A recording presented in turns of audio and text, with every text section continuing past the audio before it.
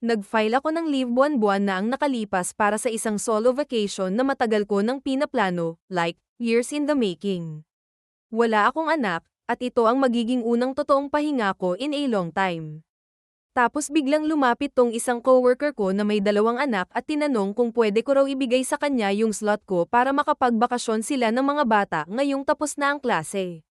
Siyempre, sinabi kong hindi. Nagplano ako ng maaga, naghintay ako, at kailangan ko rin tong break na to.